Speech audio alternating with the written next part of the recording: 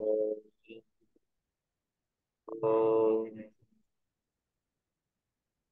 भूर्भुवः स्वः तत्सवितुर्वरेण्यं भर्गो देवस्य धीमहि धियो यो नः प्रचोदयात्। जी प्रणाम। आज की कक्षा थोड़ा सा भिन्न है और आज का विषय है तंत्र महाविज्ञान से। तंत्र महाविज्ञान में और जो मुख्य है, तंत्र महाविज्ञान की जरूरत क्यों पड़ी? तंत्र महाविज्ञान तो यही वह विज्ञान है जिसके द्वारा हम आत्म साक्षात्कार, परमात्म साक्षात्कार आसानी से कर सकते हैं। सामान्य स्तर का व्यक्ति भी हो, चाहे बालक हो, वृद्ध हो, नर हो, नारी हो, गृही हो, या अध्यात्म की जर्नी में काफी कुछ आगे बढ़ गया हो, वो सब लोग ये चीज कर सकते हैं।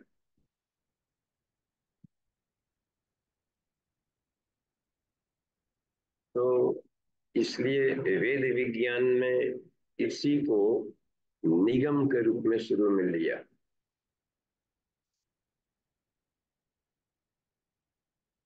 तंत्र महाविज्ञान को सबसे एक नंबर पर रखा भारतीय ऋषियों ने। जगत गुरु बनना इसी के बलबूते हुआ, नहीं तो केवल खास लोगों के लिए साधना रहती थी।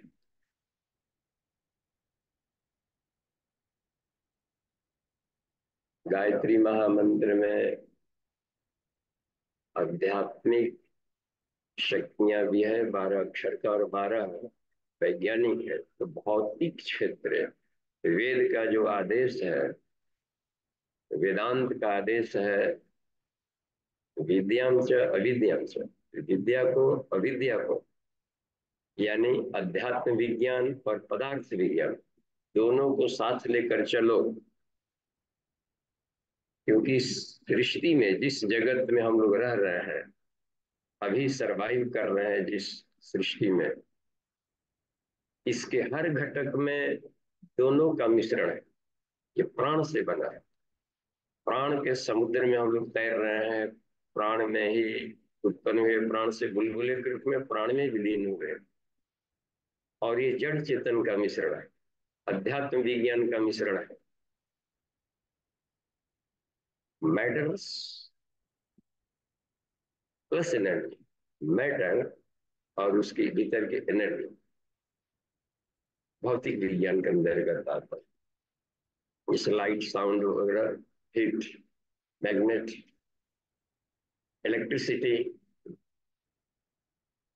तो इसको हम ये देख नहीं पा रहे। एनर्जी को हम देख नहीं पाते हैं, लेकिन एनर्जी ही सारे सिस्टम को चला रही।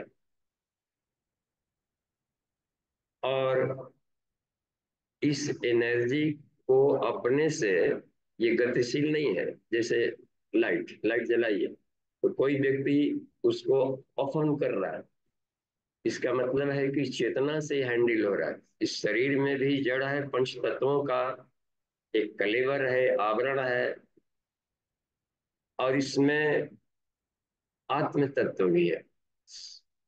वायु रनिलम अमृतम अथ इदम भस्मांतगम शरीरम। सिर्फ जो शरीर का कलेवर है वो भस्म होता है, उसके परमाणु अलग अलग हो जाएंगे, फिर जुड़ जाएंगे तो बड़ी दिक्कत, उड़ती परमाणुओं का धूल। तो ये जो दो सत्ताएं आ रही है, अपरा और परा का मिश्रण, तो इससे हम अलग हो नहीं पा रहे हैं। लाइफ टाइम शरीर साथ में रह रहा है, तो शरीर को अवॉइड नहीं किया जा सकता। इसलिए अध्यात्म के अंतर्गत में शरीर विज्ञान को भी रखा गया। दैहिक दैविक भौतिक तापा। तो दैहिक को अध्यात्म के अंतर्गत में रखा गया, भौतिक अधिभौतिक कहते हैं। दैविक जो दैविक प्रकोप आ जाते हैं, काल महामारी भूकंप ज्वालामुखी, लगता है कि कहीं और से डिवाइन शक्तियां, ये यूनिवर्सल मैग्नेटिज्म उसके अंदर सब काम कर रहा है।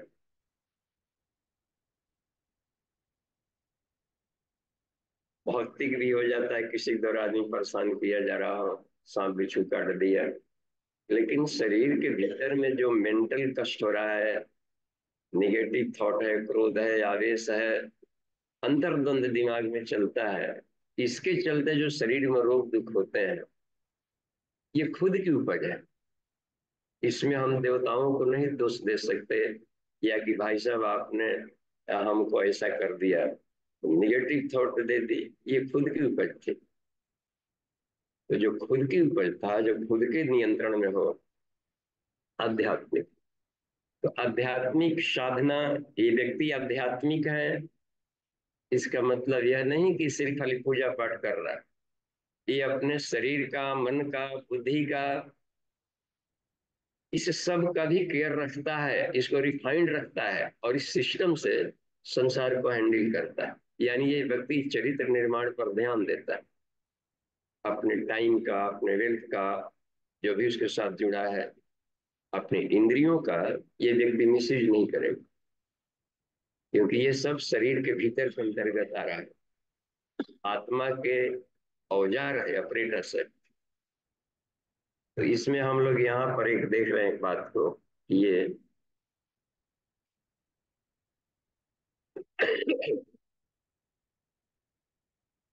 ये तो तंत्र महाविज्ञान का सीधा संबंध है। पूज्य गुरुदेव लिखते हैं आचार्य श्री अपने तंत्र महाविज्ञान में, कि तंत्र महाविज्ञान का सीधा संबंध है किससे? चेतना शक्ति से। बस चित शक्ति से सारा सृष्टि बना हुआ है। जहाँ सत और उसमें रह गया है, चेतना रख दिया गया, चिद रूपणी महामाया दिव्य तेजस समन्वित, इसको महामाया कहा गया। अपरा प्रकृति को चित्त कहते हैं, एनर्जी फॉर्म है। तो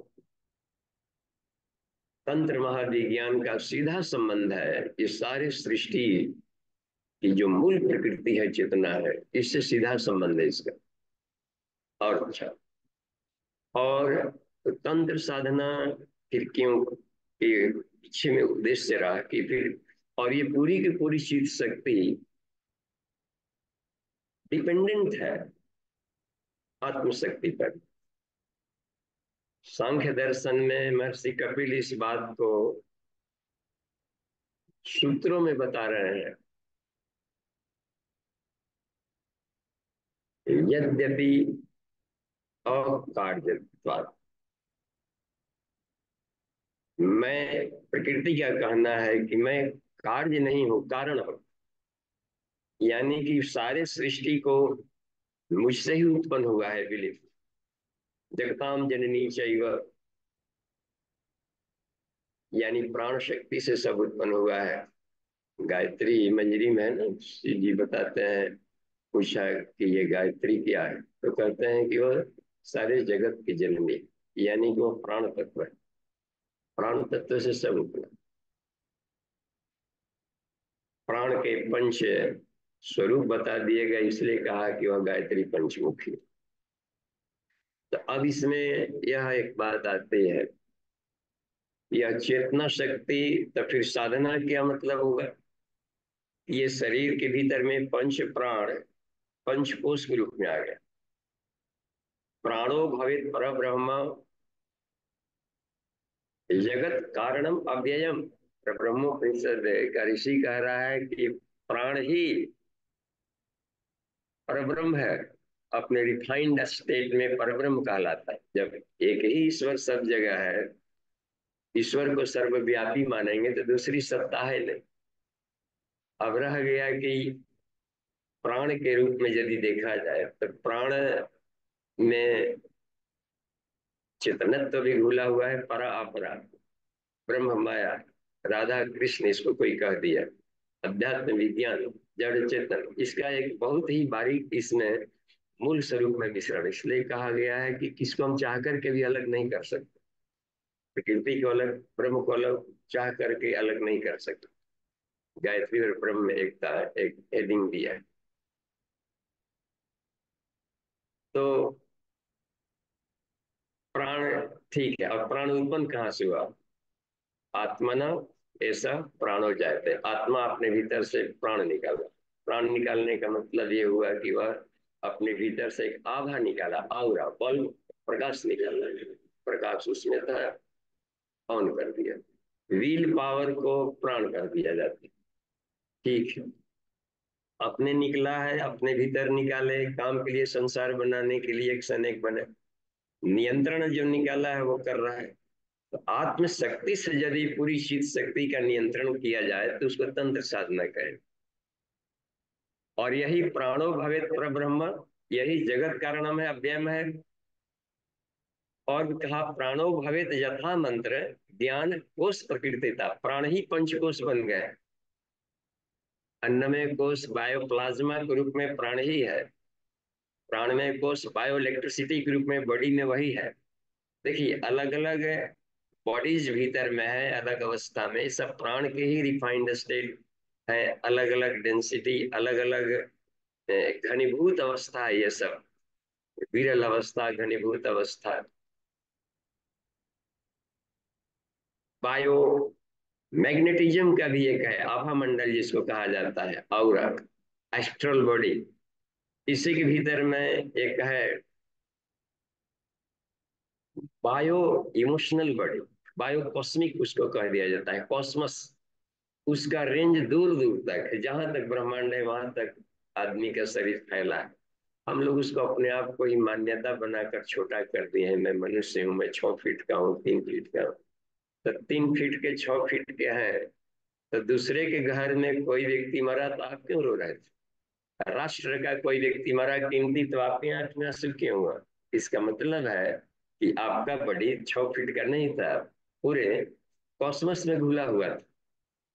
आदमी की चेतना का वो भीतर वाला एक बॉडी है, वही भाव संवेदना से जुड़ करके होता है, उस वाले लेयर में काम। कहीं भी इस ब्रह्मांड में हलचल होती है तो वो प्रभावित होता है ऋषि तंत्र, इसी के। और देखिए वही प्राणो भवेत काउजल बॉडी बन जाता है। इसका मतलब है कि बॉडीलेस बॉडी आनंद में अवस्था में जाता है। तो अब तंत्र महाविज्ञान की क्यों जरूरत पड़ी? तो तंत्र महाविज्ञान क्या कहता है कि लाइफ बहुत छोटा है, पता नहीं, एक तो ऐसे भी है कब एक्सीडेंट दुर्घटना हो जाए, कब सांस बंद हो जाए, उसकी अलग एक घड़ी है, सांस गिन करके मिलता है उसमें। तो किस अवस्था में अब रहा गया कि चूंकि लाइफ छोटा है, इसी में सारा काम करना है, सारे सपने भी अपने पूरे करने हैं, जो किया जा सकता है, संभव है। तो कोई तो साइंस ऐसा खोजना पड़ेगा, तो विज्ञान का सहारा लेना पड़ता है। कोई कहे कि जाइए अमेरिका में जाते हैं, वहां पर उन लोगों की इच्छा है कि जाइए आपका संदेश सुनना चाहते हैं, हे स्वामी रामतीर्थ, बस, हे विवेकानंद, आपको अमेरिका वाले बुला रहे, तो ठीक है, हम खड़ाऊ पहनते हैं, खड़ाऊ से पहनते आ रहे हैं, लाइफ बीत जाएगा, बीच में समुद्र पड़ेगा, उसमें डूबेंगे, वो करेंगे, संभव शायद ही कोई पैदल पहुंच करके इसी लाइफ में और वहां पर जा करके स्पीच दे। और जब शुरू किया था जवानी में, पहुंचते पहुंचते बूढ़ा चुका है, हो सकता है कि बीच में ठीक हो। अब उसको आज की आज ही पहुंचना है, करना है, तो जरूर है विज्ञान का सहारा लेना पड़ेगा। वायुवान मार्ग, तो तंत्र साधना वायुवान मार्ग है, कम समय में कमांडिंग अवस्था में सुरक्षित पहुंचने का।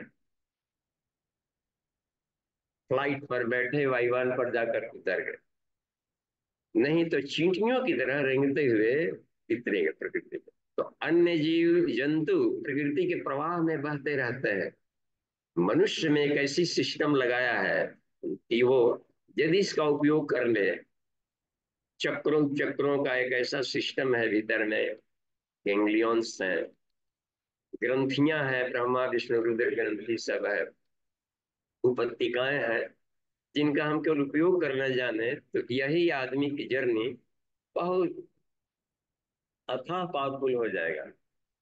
यानी तंत्र साधना वायुवान मार्ग, सुरक्षित वायुवान मार्ग है यदि उसको कंसेप्ट को समझकर सही किया जाए।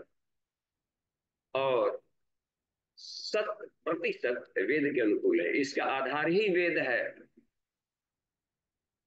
वेदाचार इसका पहला क्लास है। जैसे अष्टांग योग में पतंजल के यम नियम पहला क्लास है, बिना उसको पूरा किए ऊपर सफल ही नहीं हो सकता कि व्यक्ति समाधि में जाए। हाथ पांव खैर आसन योगासन जान गया है, थोड़ा सा फ्लेक्सिबल बॉडी बना लिया, ले इससे बात क्या बनती है? टेंशन तनाव और आत्म साक्षात्कार अलग चीज। नींव ही कमजोर है तो वो 7 मंजिला बिल्डिंग नहीं बन सकता, वो 8 मंजिला बना लेगा। कैसे बना लेगा? दिल धड़कता है मिट्टी के नींव पर, एक ही मंजिल 2 मंजिल जाने भक्त से गिरेगा, बस नींव कमजोर है। तो तंत्र साधना का नींव है वेद विज्ञान, बस वेदाचार पहला नींव है। और वेदाचार में अपनी भाव संवेदनाएं पूरे विश्व के लिए जोड़ी जाती है, यानी पूरे विश्व का घटक मानकर चलना पड़ता है। पर उपकार, परमार्थ, ये सब वेद में दिया गया है। सहभाक्षा, समाज में मिलकर एक साथ संगत शब्दन संबदन मन, दूसरों को कष्ट को दूर करो, नारी का सम्मान करो, हरधन सेल्फ स्वावलंबी बनना, सबके हृदयों में ईश्वर को देखो। देखिए कितना एक वेद है, वो आधार है। इसमें सवाल ही नहीं है कि कोई तंत्र तांत्रिक जो शुद्ध तांत्रिक है किसी का नुकसान करता है, तो जब भी करेगा तो उसका कल्याण करेगा। अब रह गई बात इसमें कि चूंकि तंत्र में विज्ञान पक्ष जोता जाता है, प्रश्नल प्रक्रिया भी है, तो वो तो वैदिकी है। शत्रु विमोचन सूक्त, ये तो वैदिकी है। ये विनाशाय च दुष्कृता में तो वेद का आदेश है। इस आधार इसलिए कहा कि पूरा वेद ही जिसका आधार बन रहा हो, लेकिन वो इसमें वो ज्ञान की शुद्धतम अवस्था रही। अब देखिए, तो तंत्र महाविज्ञान की आत्म साक्षात्कार में क्या जरूरत पड़ी? ये पड़ता है कि तंत्र महाविज्ञान का संबंध चेतना शक्ति से है। तो यह क्या करता है कि पंच कोशों को पार करने की गति को तेज कर देगा। ये अन्नमय से प्राणमय, प्राणमय से मनोमय, मनोमय बॉडी, एस्ट्रल बॉडी, एक एक बॉडी को संवारते हुए जल्दी से आत्म साक्षात्कार करा डालता है। तो अन्नमय से आनंदमय कोष की तरफ बढ़ते जाना और निरापद और द्रुत गति से बढ़ाना, इसका उद्देश्य है। बस इस बात को उल्लेख किया है, कोट किया है पूज्य गुरुदेव ने। तो हमें तंत्र महाविज्ञान को देखना चाहिए, या वांग्मय नंबर 15 सावित्री कुंडलिनी तंत्र में, तो 8वां वाला चैप्टर तंत्र महाविज्ञान, उसमें देखेंगे 8.18 पृष्ठ में इस बात को कोट किया है, लिखे। तो तंत्र साधना का उद्देश्य है पंच कोशों की यात्रा को निरापद और हानि रहित और सुलभ तरीके से जल्दी अचीव किया जाए। यानी पंचकोशी साधना उच्च स्तरीय, जो गायत्री उच्च स्तरीय साधना है, वह तंत्र महाविज्ञान। पंच कोशों को हम रिफाइंड करें, पार करें और इसी जीवन में आत्म साक्षात्कार कर लें। और जो जहां जन्म जन्म मुनि जतन करा ही था उसको 10 वर्ष में पाले, ये है कपाल। तो ये उसमें जर्नी देखें। तो इसमें ये एक बेसिक साधना भी है, और वह बेसिक साधना है पंच मकारों का रहस्य। देखिए, तो आज की जो कक्षा इसमें आएगी, इसमें हम लोग पंच मकारों का रहस्य समझेंगे। तो अध्यात्म की एक भाषा अलग होती है, शब्दावली रहेंगे संसार जगत के, अर्थ रहता है आध्यात्मिक। तो अध्यात्म में 5 मकारों का एक एक एक बनाया गया गुम्फन, एक साहचर्य सिम्बायोंट स्टेट बनाया गया 5 साधनाओं का, जिसको आदमी जल्दी ही संसार के सारे दुखों को हमेशा के लिए हटा दे, यानी मोक्ष प्राप्त करे। दुखों को, सभी तरह के दुखों को हमेशा हमेशा के लिए जड़ से समाप्त कर देना मोक्ष कहलाता है, या मुक्ति कहते हैं इसको। इसी के लिए आदमी कमाता है, पढ़ता है, लिखता है, शादी विवाह करता है कि शायद आनंद में जीवन हो। तो अंत तक भी यदि वह डेस्टिनेशन न मिला और अतृप्ति रह गई, तो ये कहा जाएगा कि जीवन भर का प्रयास अधूरा रहा, बस। इसमें अब यहाँ पर है तो पंच मकारों की साधना की जाती है। तो ये अभी का जो सत्र चल रहा है, अभी सेमेस्टर, ये 5वें सेमेस्टर में, उसमें 7 सीढ़ियां बनाई गई तंत्र। वेदाचार यानी वेद के अनुसार चलने का अभ्यास किया जाए। पहले साल, 2 साल, 3 साल जितना बन पड़ता हो, 1 साल में सद गया तो बढ़िया, उसके अनुसार आचरण कर लिए, यानी आचार्य बन गए। आचरण के जो धनी व्यक्ति हैं, कहा जाता है कि ये आचार्य। और भी था उसमें, ठीक है, वैष्णवाचार्य बनिए, आचरण के धनी हो गए तो पूरे विश्व का ख्याल अब करें, उनके लिए काम आवे, वैष्णवाचार्य। शैवाचार्य भी बात आ गई कि इसमें यह बात रहता है कि ठीक है, ऊर्जा की लिमिट मात्रा है और संसार परिवर्तनशील है, तो हम ऑर्थोडॉक्स न बने, पात्र और परिस्थितियों का मूल्यांकन करते हुए आगे बढ़ते जाए, नहीं तो भारतीय संस्कृति संस्कृति नष्ट हो जाएगी। हर घाट पर अपना नया कलेवर बदलती, आचार संहिताओं में बदलाव लाता है। वेद के सूत्र, आत्मा तो वही रहेगी, क्योंकि न हन्यते, हन्य माने शरीर है, लेकिन शरीर तो परिवर्तनशील है। तो इस परिवर्तनशील जगत के सापेक्ष में कैसा व्यवहार करते रहे कि अपना आनंद खंडित ना, बस। तो ये इसमें भी बात जुड़ी गई। तो इसको कहा जाता है, व्यवहार परिवर्तन की जो बात आती है, इसी को कहा जाता है कि शैवाचार, बस। तो उसकी शाश्वतता, अमरत्व बना रहेगा, अमरत्व का बोधत्व बना रहे। और अब यह बात रह गया था कि ये है, अब अपने भीतर में भी दोनों शक्तियों को जगाया जाए, ज्ञान की शक्ति को, ऊर्जा की शक्ति को, प्राण की शक्ति को। दक्षिणाचार्य में रखा गया कि एक पक्षीय न हमारे सामने, दोनों पक्ष की, 2 भाग में बटा है, चुंबक है प्लस माइनस, पुरुष आकृति में नर नारी। तो जहां भी हम देखते इसमें भेद दृष्टि खत्म किया जाए, क्योंकि अध्यात्म तभी मिलेगा जबकि भेद दृष्टि खत्म हो। अभेद दर्शनम ज्ञानम, तो स्त्री पुरुष में भी भेद खत्म किया जाए, क्योंकि वह वेद का ही आचार है। वेद का कहना है त्वम पुमान त्वम स्त्री, हे परमात्मा आप ही स्त्री हैं, त्वम पुमांग अशी, आप ही पुरुष है। क्योंकि आपके सिवा जब दूसरा कोई है ही नहीं सृष्टि में, तो इसका मतलब कि दोनों स्वरूप इस डबल रोल में आप ही। तो इस भेद दृष्टि को खत्म करना, नारी मात्र के प्रति उपास्य और पवित्र दृष्टि रखने क्रम, तो कितना एक शानदार एक व्यवस्था थे। तो इस भेद दृष्टि को खत्म करके सबने एक ही ईश्वर तत्व को देखना। आज हो, इतना ही नहीं, चाहे कोई भी जाति हो, वर्ण हो, संप्रदाय हो, भाषा हो, लिंग वाला हो, किसी भी तरह, किसी भी कल्चर संस्कृति का कहीं भी हो, उन सबके भीतर में एक ही आत्म तत्व को देखना। ये कितना कमाल, अभेद दर्शनम ज्ञानम, वाह।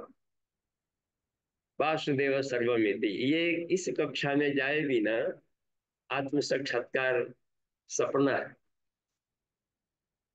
दक्षिणाचार में यह बात रखी। तो ये तो रह गया कि मेल फीमेल का अंतर को, और वामाचार में अब रहा है कि जड़ और चेतन के मिश्रण को भी हटाया जाए, न कि सिर्फ नर नारी के भेद को खत्म करे। और ये भाषा संप्रदाय जाति सब लोग देख रहे हैं, जड़ और चेतन के बीच का जो गैपिंग है, अंतर समझते हैं कि ये चेतन है, जड़ है, जड़ ही चेतन है, चेतन ही जड़ है, जब तक से ये वाला भ्रम खत्म न होगा तो भी आत्म साक्षात्कार बहुत दूर है यहाँ पर।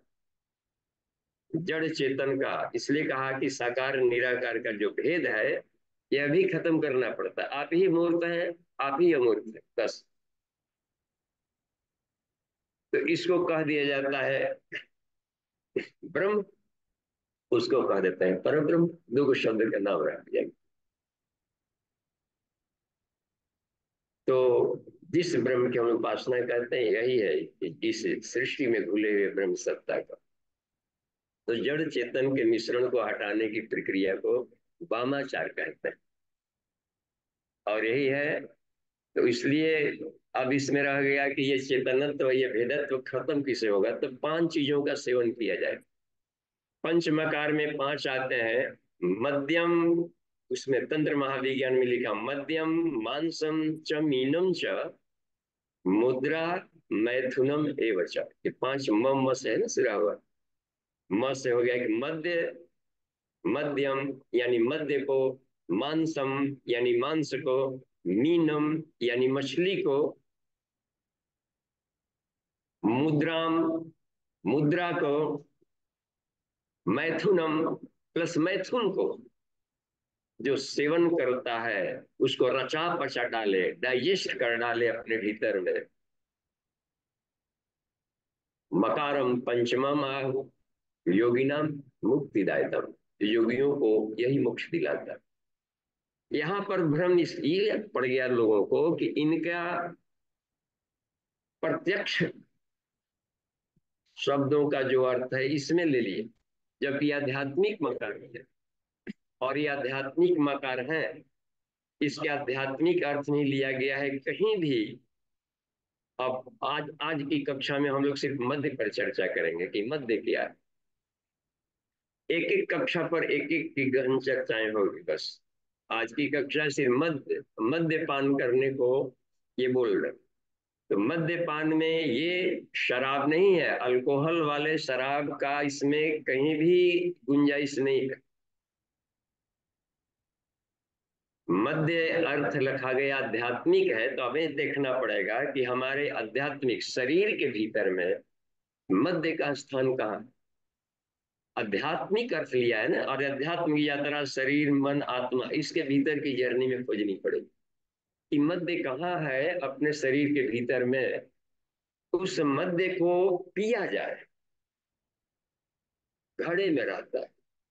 तो वह मध्य का घड़ा सहस्रार चक्र में है पड़ा। इसमें बताते हैं तंत्र महाविज्ञान के ऋषि आचार्य जी ने लिखा है उसमें, ये शिव संहिता में भी सूत्र आता है, योगिनी तंत्र में भी आया है। व्योम पंकज निष्यंद, जो आकाश है, सीधा आकाश में, उसमें एक ब्रह्म कमल खिला हुआ है। सहस्रार चक्र का देखिए कैसे वर्णन करता है। व्योम पंकज निष्यंद सुधा पान रतो भवे, उसमें अमृत कलश है सहस्रार चक्र में। उसके अमृत को जो पीता है मद्यपानम इदम प्रोक्तम, उसको मद्यपान कहते हैं। इतने मद्यपान, इसके अलावा किसी और चीज का जो ये अल्कोहल के रूप में जो लिया जाता है शराब पट्टी क्रम में, इसको तो पियक्कड़ कहते हैं, शराबी। ये तहस नहस कर देगा अपनी मानसिक स्थिति को भी और शारीरिक स्थिति को भी, आप ये नष्ट नष्ट कर डालेगा। तो इसके तंत्र महाविज्ञान में दो अर्थ लिए जाते हैं। इन पांचों मकार के दो अर्थ लिए गए। एक को कहा जाता है दिव्य अर्थ यानी आध्यात्मिक अर्थ में, कॉन्शसनेस वाला लेयर। और एक होता है भौतिक अर्थ। यदि हम पदार्थ मिले, तंत्र तो पदार्थ भी है, मैटर और उसकी एनर्जी भी, और कंस आत्मा भी इसमें आत्मशक्ति से कमांड करें। तो अब रह गया कि साफ है कि अब मध्य का दोनों अर्थ होगा कि हमें स्थूल रूप में मध्य लेना है तो क्या है, तो इसको कहते हैं अनुकल। तो मध्य साफ जाहिर है कि लिक्विड फॉर्म में होगा, लिक्विड फॉर्म में है। तो शरीर के भीतर में लिक्विड फॉर्म में जल की मात्रा 80%। तो जल संरक्षण देता है। तो जल, प्योर जल यदि हम लेते हो तो ये अनुकल्प कहलाएगा। ठीक। और दिव्य अर्थ में तो हो ही गया है कि हमें कि आनंद का अमृत, आनंदमय कोश है रेटिकुलर एक्टिवेटिंग सिस्टम में। उसमें देखिए, ये जो आध्यात्मिक जर्नी तक गांव गांव में शिव मंदिर बनाए गए कि उस पवित्र ज्योतिर्लिंग का साक्षात्कार करना है। ब्रह्म को कैसे फोटो बना रहे, तो उसका हाथ पाव नहीं है, तो गोल मटोल बना दो तो वही शिव जी हो गए। गोल मटोल लोड़ा, गोल मटोल, गोल मटोल बस। और वह प्रकाश के रूप में है, ब्रह्म सूर्य समान ज्योति। लिंग कहते हैं सिंबल, लिंगम यानी सिंबल, छोटा सा सिंबल, सूक्ष्म मेडिटेशनल सिंबल। और ज्योति, तो ज्योति के रूप में एक सूर्य की हम कल्पना करें ब्रह्म का, इसलिए ज्योतिर्लिंग कहलाता है, शिव मंदिरों में रखा। अब देखिए, इस ज्योतिर्लिंग का साक्षात्कार करना है शरीर में, तो नीचे अर्घा बनाया जाता है तिकोना, यह मूलाकार है। देखे थे तिकोना जो बनाया जाता है, तो शरीर के भीतर में देखिए रीढ़ की हड्डियों में तीन एनाटॉमी है सिर्फ वह। सर्वापि प्रतिमा दृश्यम पाठ्य पुस्तकम अस्ति ही, प्रज्ञोपनिषद का कहना है कि मंदिरों में जितनी भी मूर्तियां बनाई गई है वह एक खुली पाठ्य पुस्तक है, पुस्तक है, किताब है। माध्यमेन तु यस्यास्तु, जिसके माध्यम से हम जीवन यात्र दर्शनम, अध्यात्म के गूढ़ फिलोसफी को समझते हैं। तो अब इसमें एक तिकोना बनाया गया, तो शरीर के भीतर में जो आधार है, मूलाधार, वह ट्रायंगुलर है, और उसका स्थान पड़ता है नीचे, जो साइकिल बोन है ट्रायंगुलर होता है। देखिए पांच जो लास्ट वाले जो पांच बनते हैं, और ऑक्सीजन जो जुड़ा हुआ है, तो मूलाधार स्वादिष्ठान, ये दोनों का एक कॉम्बिनेशन वहां पर है मिला हुआ। तो वो पूरा का पूरा वो एरिया बन जाता है वहां पर स्वादिष्ठान, अपने में मूलाधार पृथ्वी तत्व है। वहां पर जो महासर्पणी है कुंडलिनी शक्ति, इसलिए उसको तिकोना बनाया था। तो गायत्री शस्त्र नाम एक नाम है लिंग धारणी, जो ज्योतिर्लिंग को धारण करे। तो पूरे के पूरे शर्त पर पृथ्वी तत्व टिका हुआ है। अब लग रहा है ना कि नाग पर कैसे पृथ्वी टिका है, यानी वहां कुंडलिनी शक्ति पर पूरे शरीर का आधार और ब्रह्मांड का आधार टिका हुआ। अब देखिए, तो ये तिकोना बना दिया गया और उस पर शिव जी रख दिए गए। बीच में तीन टांग वाला एक टिपाई बनाकर ऊपर कलश रख करके, और ऊपर से बूंद बूंद पानी टपकाया जाता है। तो कलश रख दिया गया है ऊपर सहस्रार चक्र का, और नीचे आ गया मूलाधार चक्र कुंडल।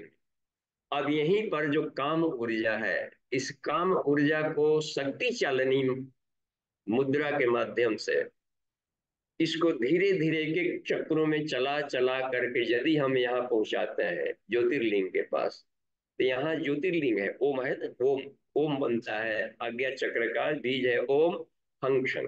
देखिए ब्राइट, ओम परा अपरा का मिश्रण है, जो जो दो डैने हैं। तो ओम ज्योतिर्लिंग मस्तिष्क में, नीचे हो जाता है तिकोना मूलाधार अर्घा। अब यहाँ से जर्नी करनी है, तो शक्ति चालनी मुद्रा यानी कुंडलिनी शक्ति को एक एक चक्रों से पार करते करते करते, यानी मूलाधार से स्वादिष्ठान, मणिपुर, अनाहत, विशुद्धि चक्र, आज्ञा चक्र में जब जाते हैं, तो यहाँ पर दर्शन करता है, जहाँ त्रिकुटी कहा गया है यहीं पर दर्शन होगा। तो इसी जर्नी के लिए आया जाता है कि जो सिक्स एनर्जी है, तो बूंद बूंद ज्ञान, यानी कि ज्ञान के मेडिटेशन वाले बूंद बूंद मेडिटेशनल प्रोसेस। तो शक्ति चालनी मुद्रा में पेरिनियल मसल को भी कंट्रैक्ट किया जाता है, नीचे से भी वो अपनी ऊर्जा का ऊर्ध्वगमन, प्लस क्रेनियल मसल जो अपना है मस्तिष्क वाली ऊर्जा, यहाँ के भी कॉन्ट्रैक्शन करना पड़ता है इसको भी, ताकि इसे स्क्वीजिंग प्रोसेस से खींचे। तो मेडिटेशन जरूरी होता है कुंडलिनी जागरण, ध्यान प्रयोग करते हुए शक्ति चालनी क्रिया के साथ, ध्यान क्रिया में शक्ति चालनी और मेडिटेशन में उसके ऊर्ध्वगमन का ध्यान, हर एक चक्रों को इनलाइटेड करने का ध्यान। एक एक चक्रों को पार किए तो 6 चक्रों को पार करने पर मिला। तो 6 चक्रों को पार करने को ही कहा जाता है कि 6 मुंह वाला कार्तिक जन्म ले लिया। शिव और पार्वती का विवाह किया गया, यानी समागम किया गया, मतलब 6 चक्रों वाले कार्तिक जगे। और तब जाकर के सहस्रार चक्र विवेक है, परम अध्यात्म का प्रसाद तब मिलता है गणेश की उत्पत्ति। तो सर्व विघ्नों का विनाश, यानी अखंड आनंद का जब उद्धत होता है मिलन में, तो इस मिलन के क्रम में एक रस निकलता है। जहां दो चीजें मिलती है, गंगा मिली, जमुना मिली, तो सरसता उपनई, सरस्वती उपनई।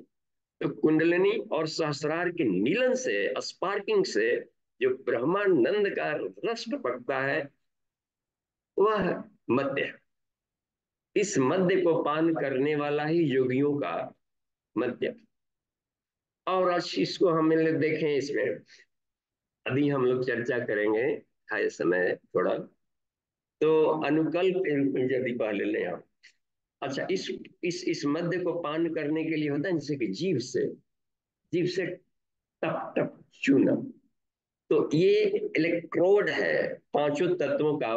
बॉडी सिस्टम खत्म हो जाता है गले के पास। पृथ्वी, जल, अग्नि, वायु, आकाश तक यहीं पर है धड़।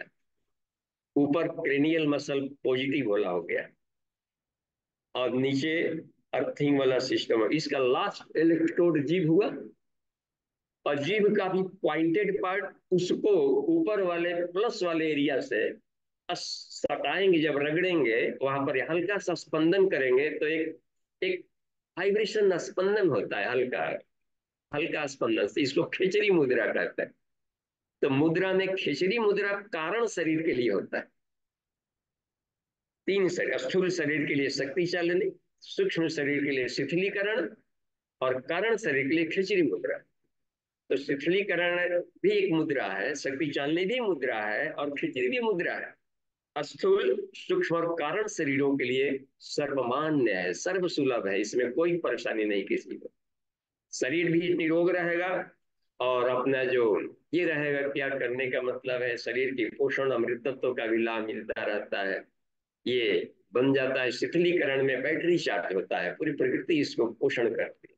हलचल अधिक रहेंगे, थकेंगे तो जल्दी मरेंगे, शरीर के कोशिकाएं टूट जाएगी। रेस्ट न लें, सोए नहीं, काम करते रहेंगे तो आदमी मर जाएगा, टूट जाएगी कोशिका। रेस्ट चाहिए, दिन के बाद रात्रि आती है विश्राम करके लेने के लिए। युवा व्यक्ति को 6-7 घंटा, 6 से 7 घंटे का रेस्ट उसको चाहिए। पूरी तरह ताजा बनना है तो बैटरी को चार्ज में लगाना पड़ता है। चार्जिंग प्रोसेस को कहा जाता है रेस्ट। और रेस्ट ले रहे हैं और दिमाग में कुछ और उथल पुथल चल रहा है, तो व्यक्ति रेस्ट नहीं ले रहा है, भीतर कूद रहा है अभी भी, तो उसकी नींद पूरी नहीं होगी। रेस्ट माने कंप्लीट रेस्ट।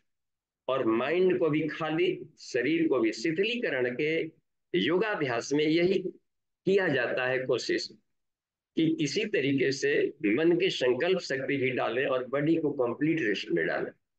और माइंड में जो तनाव, क्रोध, निराशा, कामनाएं और तरह तरह के विषयों की जो चल रहा था, घमा चौकड़ी और उछल कूद, पाना धरना करना, इसको खाली करना पड़ता है कि 10 मिनट के लिए आप प्लीज आप लोग बाहर जाए, बस। बिल्कुल संसार को आकाश में देखना होता है। खे कहते हैं, खंग, खंग माने आकाश, अब ख के ऊपर खे लग गया, माने आकाश में चर विचरण करना, मेडिटेशनली चिदाकाश में विचरण करने को खिचड़ी मुद्रा कहेंगे। ये बिल्कुल साफ है इसमें। और उसमें क्रिया पक्ष कह दिया गया, थोड़ा स्पंदन किया जाए। खे वाला आकाश है, चिदाकाश, चिदाकाश वाला एरिया खंग कहलाता है। मन बुद्धि चित्त अहंकार वाला एरिया खंग कहलाता है। उसमें विचरण कर रहे हैं, तो उस एरिया में रेटिकुलर एक्टिवेटिंग सिस्टम है, वैज्ञानिकता के ढंग से भी हम लोग सोचे, तो उसको स्प्लिट करेगा। ये एक क्रम है। और भी देखिए इसमें क्या है लाभ मिलने का क्रम। स्पंदन एम्ब्रियोनिक स्टेज में, जब भ्रूणावस्था में शिशु रहता है, अब उसमें देखिए उसका ये नीचे हेड है, 7वें माह में करीब करीब वैसे पहुंच जाता है कि मस्तिष्क सुरक्षित रहे।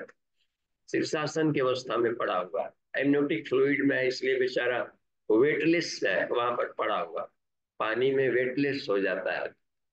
तो वहां पर उसको है, लेकिन इस मुद्रा में, तो जहां पर हम लोग का मस्तिष्क वाला हार्मोन सिक्रेट्स करने वाला मास्टर ग्लैंड है, पिट्यूटरी ग्लैंड है, वहां पर अभी अभी बिल्कुल अभी झीला झीली बनते रहता है, तालू वाला एरिया सब।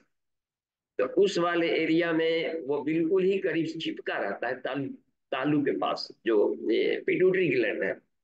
और जैसे साइक में वो वहां पर एक गड्ढा जैसा एक साइक बनाता है, क्योंकि वो एक एक बाइलोब है, पेंडुलम की तरह है वो पिट्यूटरी वाला। तो वहां पर एक साइक है, पाउच वाला स्टेम, उसको राथे पाउच कहते हैं। एक राथे नाम का कोई वैज्ञानिक था जिन्होंने इसको, वो जूलॉजिस्ट था, और जूलॉजिस्ट था, खास करके मेराइन वगैरह के वो ऑर्गेनिजम्स थे, इस पर अधिक खोज करता था। जूलॉजी वाले में तो पूरे कॉर्डेट नॉन कॉर्डेट सबके खोजे जाते हैं कि और कैसे उसका ग्रोथ हो रहा है एम्ब्रियो। तो उसमें पाया कि ये गजब कर रहे हो, तो इन्होंने अपना नाम दे दिया, और वो प्रकाश में आया तो उसके नाम पर राधे पाउच करके कर दिया गया। लेकिन ऋषिगण अपने ढंग से उसको इस्तेमाल करते रहते थे अन्य शब्दावलियों से। वहां कहा कि वो उसके साथ तालू से जो चिपका हुआ है श्राव, इसको उन्होंने अमृत कलश कहा करते थे, अमृत कलश, आज कलश नुमा है। इन्होंने नाम दे दिया अमृत कलश, इन्होंने कह रहा थे पाउच। तो अब तुम्हारी मर्जी, तुम आज पाए हो तो आज उसको बोरा कहे, सट्टा कहे, लेकिन है ये वो अमृत कलश है। तो अभी गड़ा कम जाता है, वही जाकर थोड़ा ऊपर रह गया। और वो पड़ता है किस एरिया पे, पिट्यूटरी ग्लैंड वाला एरिया है, कि जैसे तालु हुआ ऊपर वाला, तो तालु का प्लेट का ऊपरी वाला लेयर को जहां करीब करीब लाख तो कहीं करेगा। अच्छा, और जीव है, जीव का ऊपरी नोक इस तरीके का है कि पीछे यदि भी उलट कर ले जाए तो कुछ दूर तक तो जाएगा, भले मोटा जीव हो। मोटे जीव को हस्ती जीवा कहते हैं। हाथी का जीव देखते हैं, वो चौड़ा पतला, उसका लंबा कम होता है। तो ये हुआ करता है कि ऐसे वाला थोड़ा कम जाएगा पीछे। लेकिन कुछ लोग उसमें कहते हैं कि सर्प जीवा, और उसका लप लपा कर यहीं पर है, काफी दूर तक निकाल कर खींच लेता है। कुछ ऐसे भी जीव होते हैं एंड ईटर की, जीव निकाल करके ले आते हैं, तो वो बहुत बारीक पतले रहते हैं, तो थोड़ी पतली जीव हो तो वो थोड़ा और दूर तक जाएगा। लेकिन हमें टच कहाँ पर करना है, जहां राधे पौष का है, जहां अमृत कलश का स्थान है करने का। तो वह अमृत कलश स्थान पड़ता है, इससे तालु का एक हार्ड लेयर आएगा, इसके बाद घाटी लटक रहे हैं जहाँ पर घाटी, तो घाटी का लटकना वाला नहीं, घाटी तो अलग हो गया, वो पिट्यूटरी ग्लैंड नहीं है। घाटी जहां से शुरू हुआ उसके पहले वाला तो तालु होगा। तो तालु वाला वो एरिया जहां पर उधर भोजन वगैरह भी देर तक नहीं जाता है, खारा वहां पर गया गटाक से नीचे आ जाता है। तो वो वाले बड़े सॉफ्ट पार्ट है थोड़ा, जहां घाटी शुरू हुई तो गोलाई का एक गोला सचेत मुंह बाने पर नहीं, डॉक्टर कहते हैं मुंह बाव देखेंगे, तो उसमें से दिखाई लटका। लेकिन उस गोले वाला एरिया जहां से तालु का बाउंड्री वाला है, उससे उसके आसपास वाला 1-2 इंच का जो एरिया है वो बहुत सेंसिटिव होता है। उस एरिया में यदि जाकर के हल्का सा रिकॉल टच करके गुदगुदी किया जाए तो बड़ा एक वेव आता है, और उस वेव से आदमी सोच खो जाए कि जैसे कि हम अमृत कलश के तरफ वाला एरिया में, तो जहां स्पंदन करेंगे तो कुछ न कुछ रस निकलेगा। गुदगुदी होने पर रस निकलता है जीव में। अब जीव पर मान लें कि कुछ गया और चिंतन हुआ, किसी ढंग का चिंतन से क्या बन रहा है जी आज किचन में, ये बन रहा है, पूड़ी बन रहा है, वो बन रहा है, और मन वाला कोई भोजन हो और भूख लग गई, ये मिल जाता तो यही बन रहा है। सुनते ही दिमाग में थीम बना, और लार टपका कि नहीं, भोजन आ गया है, गायत्री मंत्र है कितना, 3 बार गायत्री मंत्र बोलते समय न जाने कई बार शुरू शुरू करना पड़ता है। ये जो लार आ गया, वो थॉट्स जा रहा है। तो यदि हम स्पंदन करके जो उसके जो आनंद और गुदगुदी है, उसमें यदि हम ब्रह्मानंद का चिंतन करने लगे, और ये अंतरिक्ष से आ रहा है जहां पर कोई नहीं, बिल्कुल ईश्वरीय चेतना का आयाम है, उस आनंद के कंपन शुरू करेंगे तो एक गजब का रस आना शुरू होगा। ये थोड़ा सा टाइम टेकिंग तो है, लेकिन 1 मिनट 2 मिनट से शुरू करते हुए 5-5 मिनट का अभ्यास, 5 मिनट से शुरू कोई करे, और हर महीना में 1-1 मिनट बढ़ाते जाए तो 1 साल के भीतर में 15 मिनट तक तो हो ही जाएगा। और 15 मिनट के अभ्यास क्रम में पाएंगे कि वो बात बन गई और अमृत कलश का लाभ लेने लगेंगे, क्योंकि सारे शरीर को प्रिजर्व करता है लिक्विड। और ये लिक्विड ऐसे हैं कि बाहर से नहीं डाल सकते। जैसे कि जितने बकल कैविटी है, मुंह हो गया, आंखें हो गई, नाक हो गया, कान हो गया, इसमें से बराबर कुछ न कुछ निकल रहा है। आंख से भी आंसू निकल रहे हैं, लेकिन हम आंसू, इसको आंसू आंसू डालो इसके आंख में, बाहर से नहीं ले सकता वो। जब भी देगा तो भीतर भीतर से देगा, क्योंकि वही प्रिजर्व करेगा। अच्छा, मुंह में जो है कि लार इसका सूख गया, लार डालो इसके मुंह में, लार नहीं डाल सकते, वो भीतर से उत्पन्न करना पड़ेगा।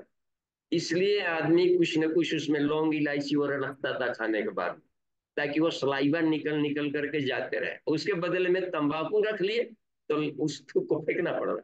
यानी वो कीमती रसायन को अब तेजी से बर्बाद करना शुरू किया। देखिए, यानी खुद का सुसाइड खुद व्यक्ति कर रहा है, पता इसको नहीं है कि इतनी कीमती चीजों को।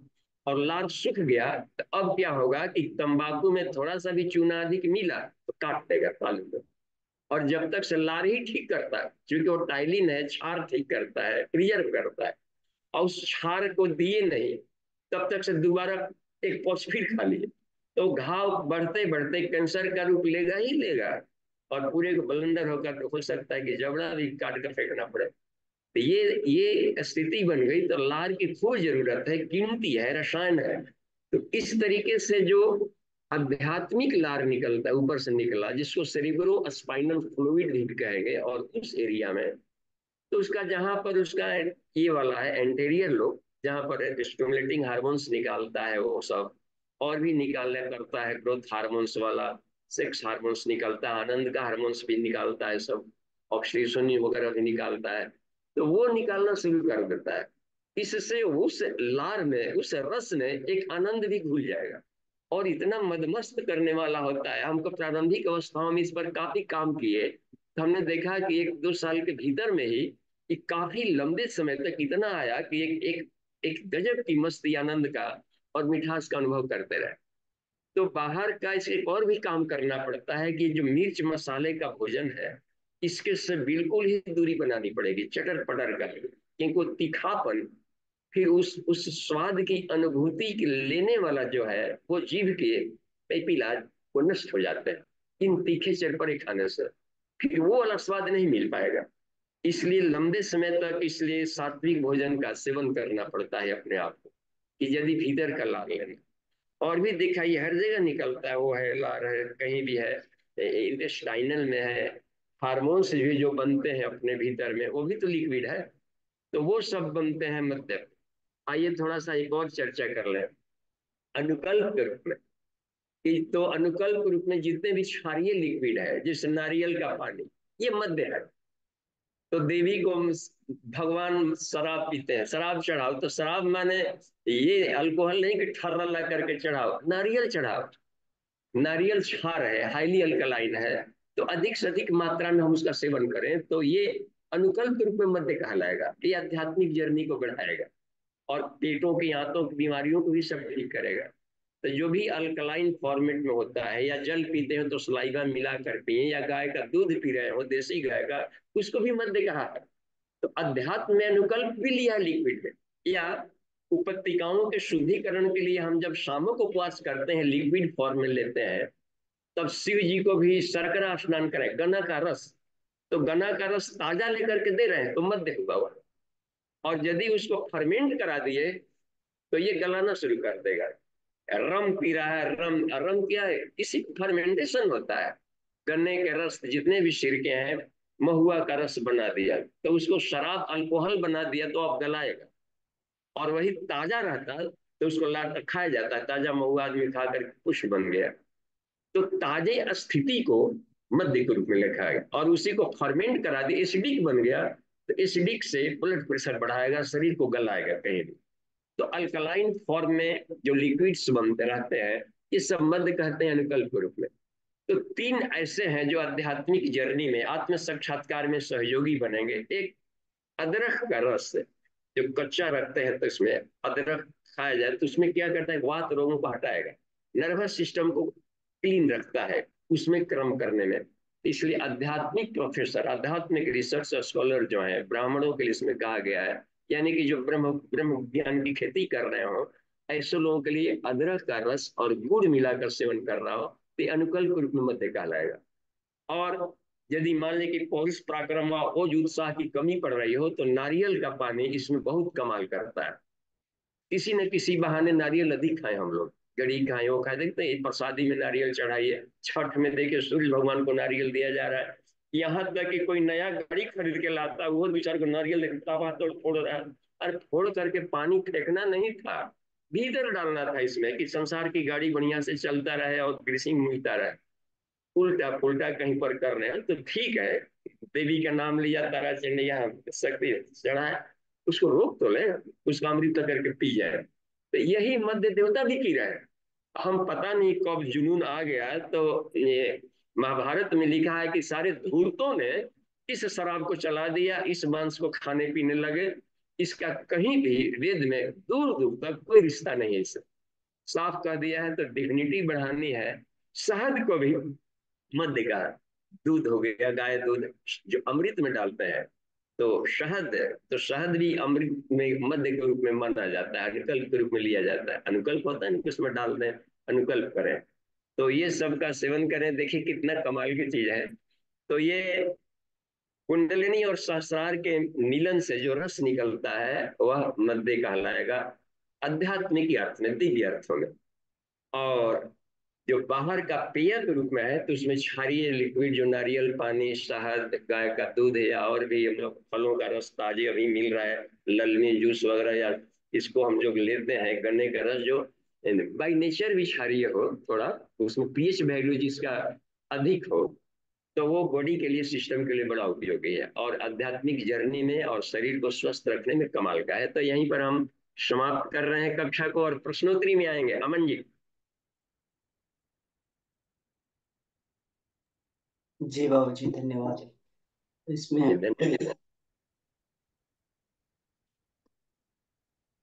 हैंड रेज है जी, नितिन भैया।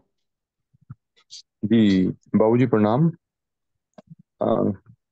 बाबूजी जी, आप अभी जैसे आपने बताया था कि जो प्राण का जो रिफाइनमेंट, जो अवस्था, जो सबसे जो रिफाइन जो है वही परमात्मा है। और जो प्राण में जो है वो जड़ और चेतन जो है दोनों मिला हुआ है। तो हम इसमें ऐसा समझ सकते हैं कि जो है उस जो परमात्मा पूर्ण चैतन्य है, तो उसमें जो है वो जो है जैसे जैसे रिफाइन, जैसे जैसे हम उसको वो करते जाते हैं, सॉलिड हो जाएगा तो वो जड़ के रूप में दिखाई देगा, और जो पूर्ण जो रिफाइन हो जाएगा, जब पूर्ण चैतन्य हो जाएगा तो वो परमात्मा है। वो इस तरह समझा जा सकता है इसे। नहीं, जो जड़ में भी है वो भी पूर्ण परमात्मा है। पूर्णमद पूर्णमिदम, रोज मंत्र बोल रहे हैं पूर्णाहुति के लिए, काहे के लिए, कि जड़ चेतन का भेद हटाओ, भेद हटाओ। पूर्णमद, परमात्मा अपने आप में पूर्ण है और उससे जो उत्पन्न हुआ है तो पूर्ण से पूर्ण ही उत्पन्न होगा। ब्रह्म से लकड़ी कैसे उत्पन्न हो जाएगा, ब्रह्म से ब्रह्म ही उत्पन्न होगा। तो अब रह गया कि हम लोग को दिख रहा है लकड़ी, तो इससे कि बाल में बाल काटेंगे तो कष्ट नहीं है, उंगली काटेंगे तो कष्ट, इसी से तो निकला ये। तो अब इसको ये कह सकते हैं कि इसको जड़ के रूप में न देखें, तो इसको ऐसा मत कहे कि जब चेतन होंगे तभी परमात्मा कहेंगे। परमात्मा जगे हुए हैं ऐसे कही, परमात्मा सो रहा है। हम भी तो रेस्ट मोड में जाते हैं ना जी। कोई व्यक्ति हम्म। सो रहा होता है और सोए सोए में उसको टांग के अस्पताल पहुंचे ना, यहाँ यहाँ कौन ला दिया जी। तो जो पर्वत वगैरह के रूप में दिख रहा है वो समाधि अवस्था में है, कि भगवान समाधि में है। आप सो जाते हैं तो आप पता चलता है कि आप स्त्री हैं कि पुरुष हैं कि क्या है, फिर भी हार्ट बीट चलता रहता है कि नहीं। तो सोया कहाँ है, प्राण के रूप से जग रहा है। तो हम ही लोग के भोथर बुद्धि है कि इसको जड़ कह देते हैं, परमात्मा समाधि में बैठे हैं, खत्म। पर्वता ध्यायन्ते, छांदोग्य उपनिषद में पढ़िए, उसमें साफ बता रहा है ऋषि की पर्वत भी ध्यान करते हैं। और वो प्रोफेसर है, तभी तो ये आकर के आपको ये क्या बोलते हैं, जो सूर्य नमस्कार पर्वतासन है कि नहीं, और वहां बैठे बैठे आपको पढ़ा रहा है, सूर्य नमस्कार करवा रहा है, पर्वतासन, हलासन, टेढ़ा होकर हलासन करके अपना थायराइड प्रॉब्लम हटा। वो हल प्रोफेसर है, सब पढ़ा दिया। वो डेड नहीं है अगरबत्ती, जलाते हैं तो भीतर से गुनगुनाता है कि भाई साहब अच्छा किए, आप तो जला दिए, आप तो हमने जला, लेकिन हम बदले में जलाएंगे नहीं, सुगंधित देंगे। काश यह भी गुण आप में आ जाएगा तो भगवान तो आपके पीछे भागेगा। ऐसे नहीं फोकट में से पूजाता है अगरबत्ती फूल वगैरह। फूल एक ही फूल काफी है महात्मा बनने के लिए, तोड़ेंगे आहा, मुस्कुराहट खत्म हुई उसकी, बेचारा गर्दन भी नोचवा लिया, सुई से भी बेधा रहा है, कांटों में गिरा, फिर भी मुस्कुरा रहा है, तभी उसकी पूजा हो रही है। कहा कि ऐसा तुम भी जीवन सीख लोगे, तब तो भगवान के चरणों में स्थान मिलेगा, नहीं तो कुछ नहीं मिलने वाला है। आई है कमाल की बात, एक ही फूल काफी है जीने के लिए। तो ये है, जी नहीं तो राष्ट्रीय संपत्ति बर्बाद किया जा रहा है। ये है कमाल का चीज। Thank you. जी बाबूजी, तो जो प्राण का रिफाइनमेंट जो हम शब्द यूज करते हैं, तो उसे कैसे समझेंगे? प्राण के अंदर रिफाइन जो हो रहा है, वो अंदर उसके भीतर क्या रिफाइन हो रहा है उसके अंदर? कुछ नहीं हो रहा है, उसकी सूक्ष्म अवस्था, रिफाइनमेंट मैंने डाइल्यूशन, विरल ज्ञान, जड़ का रिफाइंड अवस्था, रिफाइंड का मतलब होता है कि सूक्ष्म अवस्था, भाप है, बर्फ का रिफाइंड स्टेट है, यानी सूक्ष्म स्टेट है। बस, अवस्थाएं तो रही गई हमेशा, उस सूक्ष्म रूप में है, दिखाई नहीं पड़ रहा, विरल है बस। तो विरल को रिफाइंड कर देते हैं।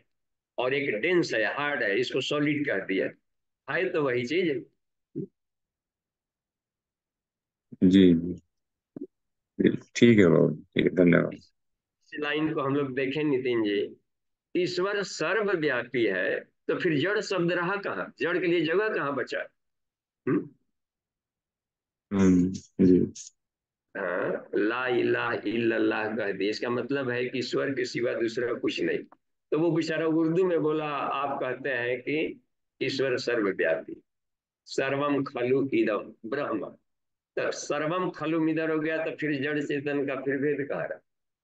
यानी छोटे से नैनो भी एटम के भीतर में है, इलेक्ट्रॉन दौड़ रहे हैं, तो इलेक्ट्रॉन अपने से कैसे दौड़ा?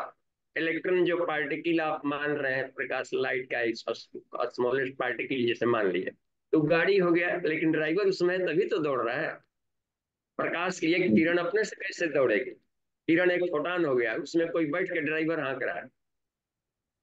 गामा रेज की गति जिसमें ये मान रहे हैं, उसका काफी फ्रीक्वेंसी आपने उसको बढ़ा चढ़ा दिया, ये सब करने का जिससे मान लिया, तो कर दिया, इसका मतलब है कोई तेज ड्राइव कर रहा है, ड्राइवर तो है उसमें, तभी ना दौड़ेगा कोई चीज है। जी तो हर जगह वही वही है, बस अपने दौड़ रहा है कहिए। जी, ठीक है बाबू जी, धन्यवाद। बाबू जी जी। प्रणाम। हाँ जी, प्रणाम। बाबू जी, महोपनिषद में अध्याय 5 में ज्ञान की भूमिकाओं में एक असंशक्ति कहलाती है जो अवस्था, ये क्लियर नहीं हो रहा है। बस इसकी मैं कुछ कल्पना नहीं कर पा रहा हूँ ठीक से। हाँ, उस वाक्य को पढ़ा जाए। इन सभी भूमिकाओं का अभ्यास हो जाने के बाद जो जाने पर चमकने वाली संसर्गहीन कला सत्तारूढ़ होती है, हम्म। वही असंशक्ति कहलाती है। हाँ, असम शक्ति इसको मत पढ़िए, उसको ऐसे ही पढ़ा जाए, असम शक्ति, हम्म यानी चिपकाव रहित, संशक्ति मैंने चिपकाव, तो हम्म संसार में है लेकिन वो चिपक नहीं रहा है, हाँ? हम्म गले मिल रहा है लेकिन मोहब्बत नहीं हो रहा है किसी से, तो असंशक्ति।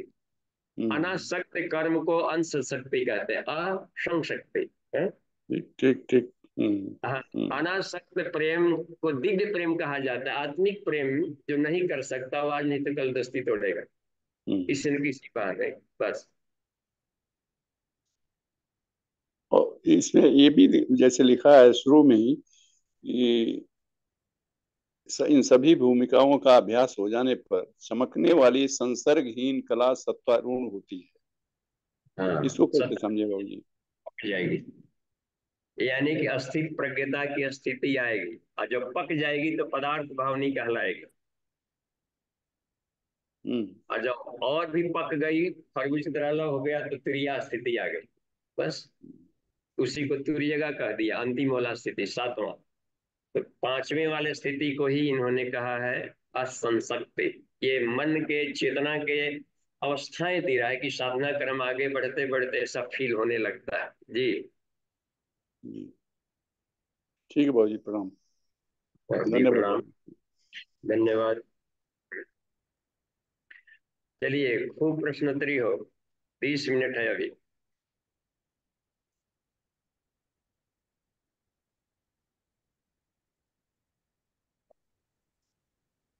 कुछ भी।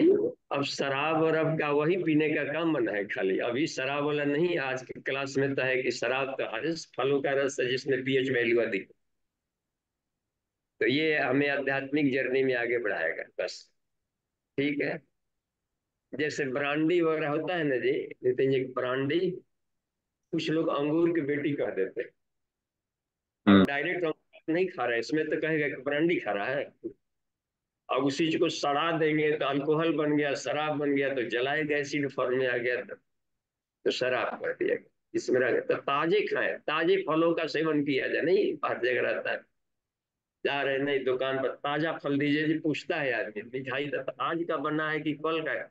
रसगुल्ला खा दे, खटा गया तो फिर बासी हो गया था, उसमें एक लस लस और खटा निकलने लगता है कि अब ये सब्जी है, देखिए गर्मी का मौसम है, सब्जी खटा गया, तो फेंकने लगा, वर्ज्य हो गया वो उसको। और यदि अपने आप को तो जीवन को पोषण करना है तो ताजे रूप में, तो ताजे रूप में जो रस लेते हैं शरीर के अनुकूल, वो मध्य कहलाया। इसमें कौन सा माथा पची जो शायद नहीं समझ में आ रही बात। ये मध्य आध्यात्मिक आया, अनुकल्प रूप में। बस ताजे फलों का रस का सेवन किया जाए।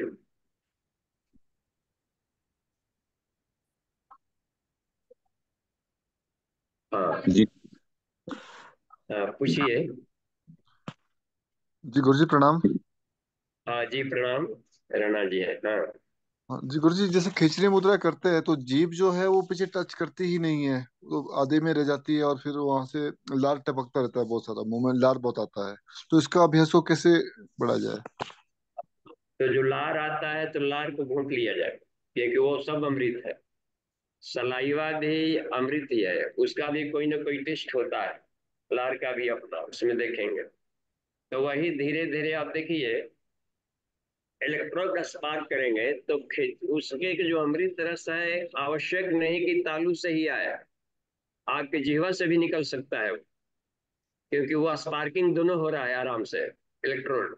और सारे नर्वस सिस्टम से भी वो लिक्विड फॉर्म में गुजरते रहता है। तो कहीं से कहीं भी उसकी अनुभूति हो जाती है, शरीर में एक आनंद की जो अनुभूति होती हो, तो आप गुदगुदी का आनंद ले। और नहीं बन पा रहा है तो केवल भाव पक्ष से जाएगा, केवल भावनाओं से ईश्वर के सारे संसार को ऐसे मान लिया जाए मेडिटेशन में कि नीचे केवल नीला पानी है, बस जल के सिवा कुछ नहीं।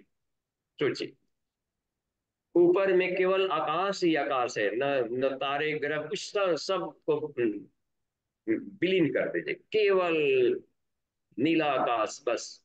नीचे भी नीला आकाश, जब कोई है ही नहीं तो किसके बारे में सोचा जाए, दिमाग खाली होगा। कुछ रहता तब ना हम सोचते उसके बारे में, है ही नहीं, शुरू में तो सब सुनने की अवस्था ही रही होगी। ऊपर नीला आकाश, नीचे नीला समुद्र को नीला पानी, और अपनी आत्म चेतना। अब इसमें जो दिमाग का खालीपन है और एक आनंद का जैसा अनुभूति हो रहा है, अब वहां से अवरस निकलना शुरू करेगा ये। तो शांति, खालीपन जो एक महसूस कर रहे हैं, वो ब्रह्मरस निकलना शुरू किया ये। और ये अनुभूति आपको सिर्फ पुलकन आएगी, आपको लगेगा कि बड़ा शरीर स्वास्थ्य, बड़ा रिलैक्स हो रहा है, चेहरे खिल रहे हैं और रस मिल रहा है। तो टेंशन तनाव से रोग पड़ता है। और वो दिमाग में टेंशन ही खत्म हो गया तो जो प्रसन्नता आने लगी, प्रफुल्लता आने लगी, मन के भीतर में जो उल्लास आने लगा, और एक ऐसा उल्लास आएगा कि फिर अब शरीर में भी। तो ये जो बाहर की क्रियाकलाप अभी आप देखेंगे तो इसके भीतर का भी चिदाकाश आपको दिखने लगेगा, और इनके प्रति काम करने का उत्साह भी बढ़ेगा। ऐसा नहीं कि अब वो मगन हो गया और अब सूत गया, खाली खिचड़ी मुद्रा करने में सूत गया। वो उसका रस पी करके उत्साहित हो जाएगा, उसको बड़ा मन लगेगा, हर काम करने में उत्साह आता है। तो उत्साह और उल्लास जो दोनों साथ में यदि मिलने वाला जो आता है मस्ती, वो है सोमरस। इसको सोमरस कहते हैं। सोम रस, सोमरस नाम का कोई ऐसा नहीं है कि कोई कोई काढ़ा वगैरह तरह का। वो दिव्य आनंद, आनंदानुभूति से मिलने वाले रसों को सोमरस कह दिया गया। जब जब हम थोड़ा सा राहत महसूस करते हो, शांति और आनंद का फील करते हो भीतर में, तो सोमरस निकलते रहता है। उसी के निर्झर को अपना बढ़ाया जाता है, ये रखने कर। जी। जी तो, गुरुजी धन्यवाद। तो जहां तक हिमालय के वो जीव न पहुंचा, तो जीव को यदि ये सफाई कर दिया जाए, रात को सोते समय ही उसको हम जीव ही कर लें, और इस जी तरह से सात्विक भोजन ले रहे हो, तो जीव का कोई भी पार्ट, सारा पार्ट आपका संवेदनशील हो जाएगा। खाली जलाहार 10 दिन रह लीजिए ना, आपके पूरे के पूरे जीव सेंसिटिव हो जाते हैं। क्या नोक और पिछला तो ऊपर वाला भी चिपक गया हल्का सा, तो भी आपको अनुभूति आएगा। हमने जो जलाहार का किया का था क्रम, तो और अस्वाद थे ही और जलाहार लंबे किए, तो ऊपर के तालू वाला सारा छेद खुल गया अपने आप, जैसे चाय छन्नी खुल जाता। और एकदम रात के पाउच कहीं आ जाए, अमृत कलश का निर्झर शुरू हो गया। जी। जी गुरुजी। तो हाँ ठीक है, धन्यवाद।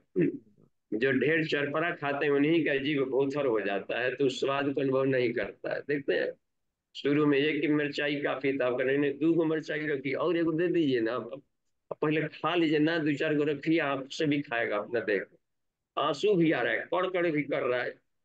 एक पेग से काम चलता था, बोतल पीने लगा, इसका मतलब है उसका सारा नशा भोथर होते जा रहा है। और अंत में फेफड़े उसके छलनी हो जाएंगे, और डॉक्टर जवाब देगा। प्रणाम बाबूजी। जी प्रणाम दी। बाबूजी, जैसे मंदिरों में हम जैसे बनारस गए थे, तो वहाँ पे भैरवनाथ जी का मंदिर था और वहाँ पे शराब चढ़ाई जाती थी।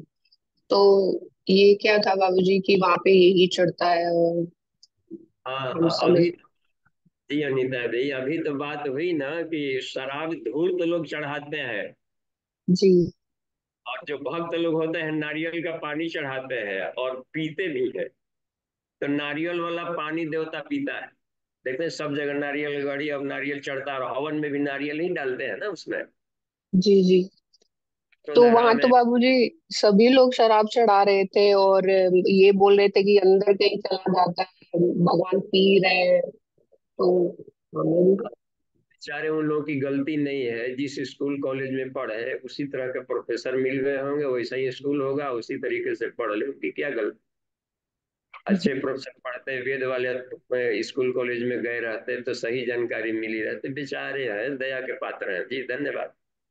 जी धन्यवाद बाबूजी।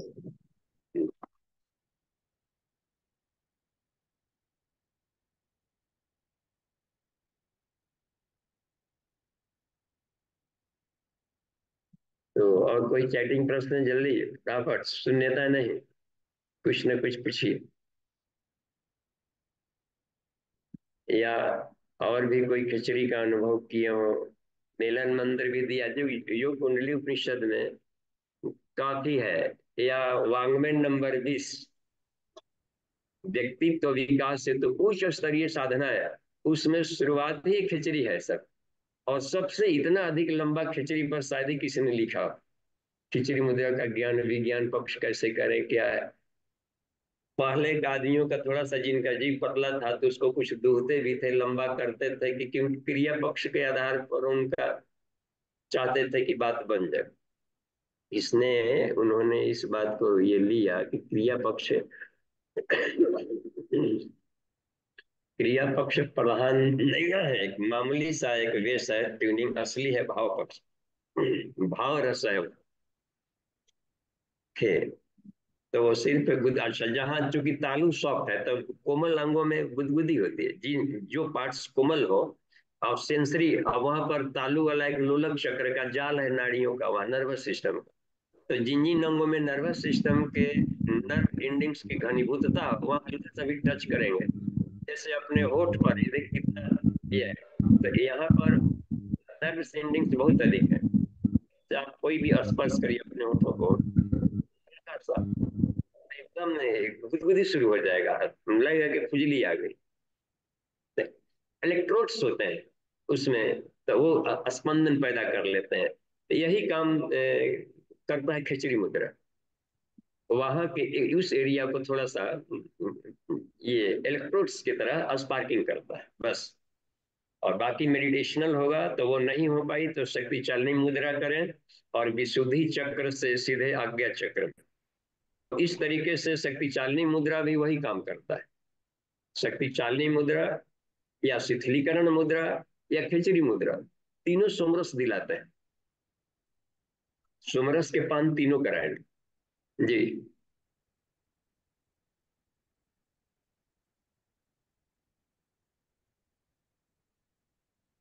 जी बाबू जी। राजेंद्र कुमार गोयल जी, आपका हैंड रेज है जी। जी बाबू जी प्रणाम। बाबू प्रणाम। जी, जीप को पीछे ले जाने के पहले ही तलुआ में लगाने पे गुदगुदी सी होने लग रही है। मतलब हाँ पीछे की जरूरत नहीं पड़ती, आगे से ही बीच तक ही इतनी गुदगुदी होती है कि जैसे लगता है कुछ निकल रहा है। वाह, तब तो आप तो भाग्यशाली है, आपका तालु सही है। जी हल्का तालु। जी उसका गुदगुदी का लाभ नहीं, उस गुदगुदी को समझिए कि गुदगुदा रहे आपके साथ में है, कितना अच्छा लगेगा। जी तो जैसे जैसे आनंद का भक्ति करेंगे तो मिठास वाला आएगा। जी जी। लेकिन वो शुरू में ही आने लग रहा, पीछे ले जाने की जरूरत ही नहीं पड़ रही। बीच तक जाते जाते इतनी गुदगुदी जा रही, कि पीछे ले जाने की तो इच्छा ही नहीं कर रही है। वो हर आदमी के शरीर की जी किन्हीं का छोटा है, किन्हीं का मोटा है, किन्हीं का ये है, तो खान पान के आधार पर भी तो किन्हीं किन्हीं का रहता है। तो आपका उसी स्तर का वहां पर सेंसिटिव पार्ट्स होंगे। जी जी। और बाबू जी, ये नारियल जो है, जैसे एक डाब आता है उसका पानी, और ये जो नारियल गरी वाला उसका पानी, इसका लाभ क्या है? अलग अलग है कि एक ही है? अच्छा, उसका भी सारा का सारा भी पानी बहुत साफ कहेंगे। ये वही जमते जमते जमते वो थोड़ा सा और पकता है तो उसकी तह मोटी होती है। जी तो इसीलिए आदमी कितना तो पी लिया, देखता है कि कम ही निकला तो कहता है कि काट करके इसको मलाई निकाल। हाँ जी जी रहता है पूरा का पैसा दिया है ना जी, तो समझ का ही पीजिएगा, डाल लीजिए और पूरा चबा डालिए, कैसों पेट में जाए। जी हाँ, और सूखा गड़ी तो बाकी तो डालते हैं मिठाई में, और बाकी सूखा गड़ी का चलाया जाता है वहाँ हाईली कॉन्सेंट्रेटेड हवन में। जी। हाँ, गड़ी का गोला डालते हैं तो उसमें हर चीज आती है, तो उसका पूरा का पूरा खाने जाएगा लायक है बिल्कुल। मतलब सूखा गरी का भी लाभ वही है? हाँ, वो बहुत ही हाई पोटेंसी का हो गया। आज से जी एक मिर्चाई अपने खाइए, खाली अपने पीता लगेगा, उसको सुखवा के आग में डाल दीजिए तो मोहल्ला छिकने लगता है। जी। हम्म। बन गया। थोड़े से अपना स्पीकर बंद जी बाबू जी प्रणाम। करिए। जी बाबू जी, इसमें चैट में भी कुछ प्रश्न है। हम्म। आदित्य जी का प्रश्न है, जब हाई पीएच फूड और फल अवेलेबल नहीं हो तो साधक साधारण भोजन से अपने अन्नमय कोश और कोश का संवर्धन कैसे करें? हाँ, तो अब रह गया कि जब सब खराबे हैं तो उसमें से कम खराब कौन है, ये चुनना पड़ता है। अब मान लीजिए कि 7+ ब्लड का पीएच वैल्यू स्टैंडर्ड में चाहिए जिसके निरोग रहे 7.45, तो 7 तो पानी हम लोग उषा पान करते हैं तो 7 तक तो वो पहुंचा देगा। इसलिए एसिडिटी को हटाने के लिए सबसे पहला के उषा पान खूब किया जाए, घुट घुट करके भरपेट। तो वो तो हो गया 7 का रहने का मतलब एसिडिटी का कम किया। और यदि उसमें लार मिला मिला करके पिए तो 7.45 ऑटोमेटिक कर देता है। तो अच्छा, और जिस भोजन में मान लीजिए कि पीएच वैल्यू कम है, किसी में बन जाता है तो कम है तो 5 से कम मत हो, ऐसा चुनिए। उसमें खोजिएगा कि पीएच वैल्यू चार्ट, इसमें डायबिटीज अल्कलाइन फूड्स में लिखिएगा तो उसमें पीएच वैल्यू साथ में दे देता है। तो बाजार की सारी सब्जियों का लिस्ट दे देगा। तो इसमें देखिए कि 5 से जिसका अधिक है वो महंगे मिलेंगे। ब्रोकली वगैरह में देखता है उसमें कि 6 और 7 तक का उसमें भी मिल जाता है। तो उस वो वाले सब फायदे होंगे। ऐसा मान लीजिए कि जिसमें कि कम है, तो कम है तो देर तक चबाया जाए, तो देर तक चबाएंगे तो पीएच वैल्यू बढ़ा दिया, बढ़ाए कि नहीं बढ़ाया है? तो अपने हाथ में है, चबा चबा कर। इसलिए कहते हैं कि रोटी को पियो, यानी कि देर तक चबाओगे तो उसका जो एसिडिटी वाला पार्ट है खत्म हो जाएगा, क्योंकि जो कार्बोहाइड्रेट हो रहा है उस सब को क्षारीय भोजन में ही पचता है, वो लार में ही पचेगा, मुंह में नहीं पचा है तो पेट उसको झेलेगा खाली, फिर आंतों में जाकर के उधर पचेगा वो। प्रोटीन वाला एरिया तो है कि पेप्टाइड पेप्टोन से टूट जाता है तो उसको एसिडिक मीडियम में तोड़ देता है, तो वो ब्रेकेज करेगा। लेकिन वो नीचे वाले एरिया में भी पचेगा और पेट में भी पच जाता है। तो हमें कोशिश करना चाहिए कि जो भोजन है पीएच वैल्यू कम है तो मुंह में देर तक रख के उसको चबा करके उसको अनुकूल बना ले। शरीर में सब चीज की क्षमता है जी, अनुकूलन की क्षमता गजब की है। तो थोड़ा मोड़ा जहर तो आदमी पचा ही लेगा। जब शिव जी पूरे ब्रह्मांड के जहर को पचा लिए तो हम लोग भी तो शिवांगी हैं। तो ये बात बन जाता है, तो जो हम सब हैं तो मिल जाता है तो शरीर में इसको तो पेट में अपने एसिड निकलते रहता है, हाइड्रोक्लोरिक। तो एसिड निकालने वाला थैली वही है सिर्फ स्टोमिक के, तो अब उसमें वो इसलिए निकालने की व्यवस्था रखा है थोड़ा सा ईश्वर ने कि वो कभी आदमी भात सब्जी में बाल ही खा लिया और कोई बच्चा मुंह में सिक्का ले लिया, सिक्का को घोंट लिया, तो उतना एसिड है कि उसको गला देगा, नहीं तो फिर जाकर के उसको बहुत ही परेशानी, ऑपरेशन की नौबत फिर आने लगी जहाँ तहाँ फंस गया। तो एक ऐसी व्यवस्था भी रखा गया है वहां पर कि जो एसिडिक मीडियम में काम करने गलाने वाला है, इसलिए उसको आग कहते हैं। पेट में आग माने थोड़ी इस तरीके का आग है चूल्हा चक्की वाला, तो एसिडिक मीडियम है उसको गलाता है, इसलिए उसको आग कर दिया। तुरंत पानी पिएंगे तो डाइल्यूट होगा तो गलाने की क्षमता उसकी कम हो गई, इसलिए तुरंत पानी ना पिया जाए। और यदि मुंह में लिक्विड फॉर्म में लिए गए हैं तो पानी ले सकते हैं, क्योंकि वो काइल बनाने का भी काम करता है, मैकेनिकल एनर्जी। तो काइल तभी बनेगा, काइल माने लुगदी, और भोजन कौर लिया, चिबाया नहीं, भात पूरा का पूरा निकल गया। वो तो पोल खुलता है ना तब पता चलता है, जब उल्टी होती है बस में बैठा हुआ है तो सारा भात गिना लिया जाए, क्योंकि वो गिन एक आदमी ले लेगा। इसका मतलब है कि खाते समय हड़बड़ी किया। तो चबा चबा कर खाएं। यदि इधर चला गया है उसमें करने का, तो आपके पेट का काम क्या करता है, पानी मत पीजिए। पानी ना पिएंगे तो दोनों चक्का उसको पीसेगा, दोनों उसका आंत पीसता है, पीस करके लेई बना देगा। जब लेई बनेगा तो पानी लेंगे तो नीचे पाइलोरिक बल्ब जाने देगा, तो मैकेनिकल एनर्जी काम करे। और यदि पानी पी लिए तो दोनों पार्ट सटेगा ही नहीं, और पेट भी फलर भलर हो जाएगा, वो भी नहीं पिसाया और पेट भी बढ़ के तो निकल जाएगा। ये भी कारण होता है पेट बढ़ने का, कि खाने के बाद पानी पी लिए थे, नहीं तो वो बना रहेगा, उसको लुक दी या फिर पानी की जरूरत पड़ेगी तो पी ले। तो वो केमिकल के साथ में मैकेनिकल एनर्जी भी वहां पर हमें ध्यान देना है कि उसको पेट को पीस पीस डाले जी।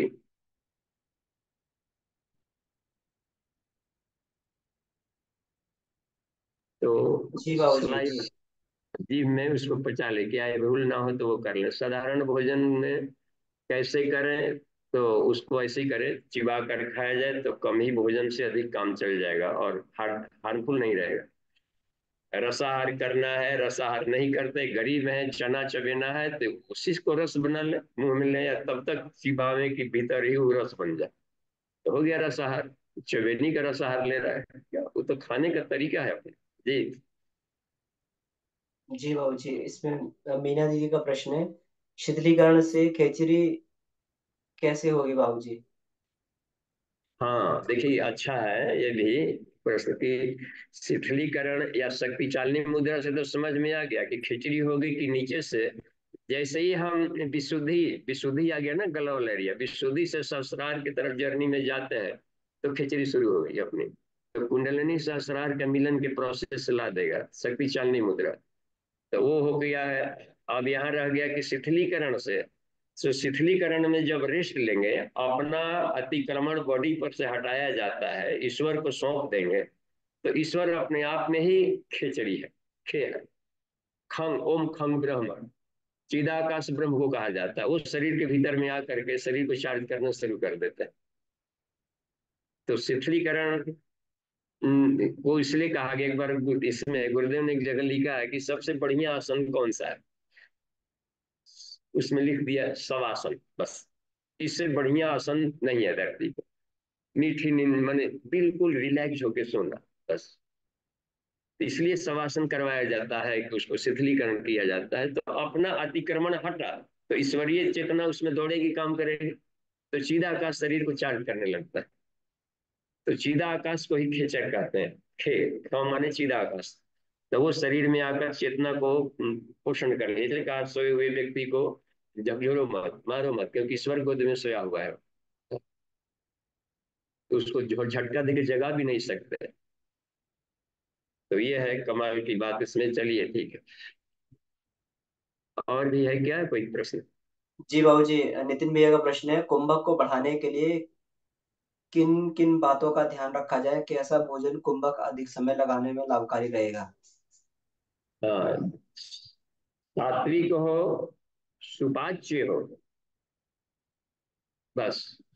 तो कुछ देर के बाद जल्दी वो पच जाएगा, तो पेट को आपको बढ़िया से रखने में सहूलियत होगी। तो तीनों टाइम इसको बढ़िया से उसमें बंद के साथ भी कर सकते हैं। कुंभक अधिक रहेगा, पेट खाली रहेगा, तभी ना अधिक से अधिक आप हवा सब जगह भर सकते हैं।